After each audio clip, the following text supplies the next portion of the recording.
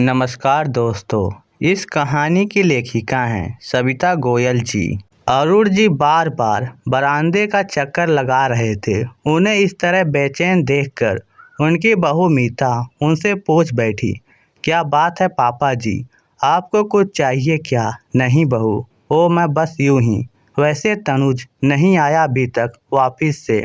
बात घुमाते हुए अरुण जी बोले, पापा जी वह बस आने ही वाले हैं। कोई काम है तो आप मुझे बता दीजिए।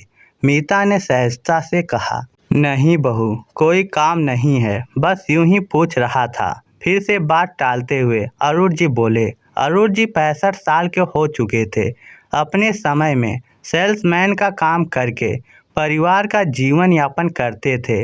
अपने बेटे तनुज को उन्होंने तंगी में भी अपनी हैसियत से ऊपर होकर पढ़ाया लिखाया ताकि उसे एक अच्छा भविष्य मिल सके।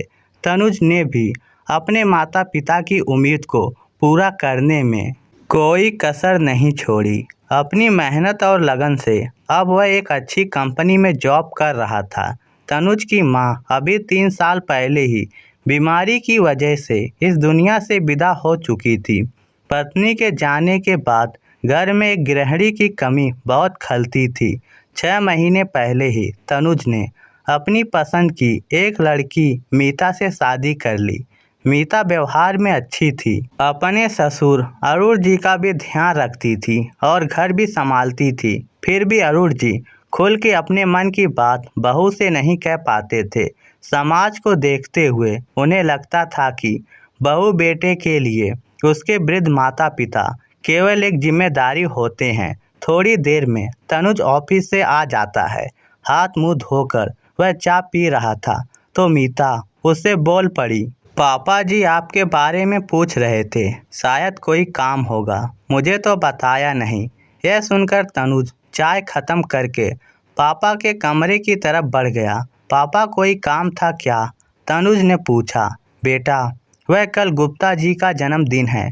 पिछली बार मेरे जन्मदिन पर उन्होंने जबरदस्ती मुझे ये घड़ी उपहार में दी थी, तो मैं सोच रहा था कि मुझे भी उन्हें कोई उपहार देना चाहिए, इसीलिए मुझे 1000 रुपये दे सको तो? सकुचाते हुए अरुण जी बोले, हाँ हाँ पापा, क्यों नहीं। इतना कहते हुए तनुज ने अपनी जेब से बटुआ निकाला और उसमें से 1000 रुपये निकालकर अरुण जी की ओर बढ़ा दिए। मीता कमरे के बाहर खड़ी बाप बेटी की बातें सुन रही थी। उसने अंदर आकर तनुज के हाथ से 1000 रुपये और तनुज का बटुआ दोनों ले लिए। यह देखकर अरुण जी और तनुज दोनों ही स्तब्ध रह गए। तनुज की आंखें पिता के सामने शर्म से झुक रही थी कि तभी मीता ने बटुए से सारे पैसे निकालकर अपने ससुर के हाथों में रखते हुए कहा, पापा जी आप ये सारे पैसे रखिए और आपका जो मन करे ले आइए। अरुण जी और तनुज दोनों अब अवाक से मीता का मुंह देख रहे थे। तनुज की आंखें झलक आई। वह बिना कुछ बोले मुस्कुराते हुए पापा के हाथों को स्पर्श करते हुए कमरे से बाहर आ गया। मीता उसकी मनोस्थिति समझ रही थी, इसीलिए बोली, तनुज पापा जी ने अपनी पूरी जवानी तुम्हारी ज़रूरतें पूरी करने में निकाल दी। जिस इंसान ने सारी जिंदगी खुद कमाकर परिवार की ज़रूरत और इच्छाएं पूरा की है, उस इंसान के लिए अपनी ज़रूरतों के लिए किसी के आगे हाथ फैलाना बहुत मुश्किल होता है, चाहे वह खुद की संतान ही क्यों ना हो। तुमने देखा नहीं पापा जी तुमसे पैसे मांगते हुए कितना झिझक रहे थे, मुझे तो उन्होंने कुछ बताया भी नहीं।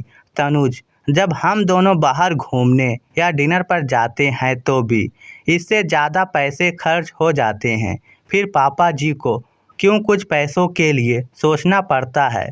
मीता की बात सुनकर तनुज को एहसास हुआ कि हर उम्र में इंसान की कुछ इच्छाएं होती हैं। पापा की उम्र हो चुकी है, इसका मतलब ये नहीं कि उन्हें हाथ खर्च नहीं चाहिए होता। उस दिन से तनुज ने अपने पिता को भी हर महीने खुद जेब खर्च देने का निर्णय लिया। वह बहुत खुश था कि उसे मीता के रूप में ऐसी जीवन साथी मिली है जो उससे पहले उसके पिता की मनोस्थिति को समझ सकती है। अपने कमरे में खड़े अरुण जी का सीना भी गर्व से चौड़ा हो गया था। उनके अंतर मन से बहू बेटे के लिए ढेरों आशीर्वाद निकल रहे थे। तो दोस्तों, इस स्टोरी को लेकर आपकी क्या राय है, नीचे कमेंट करके हमें ज़रूर बताइएगा। धन्यवाद।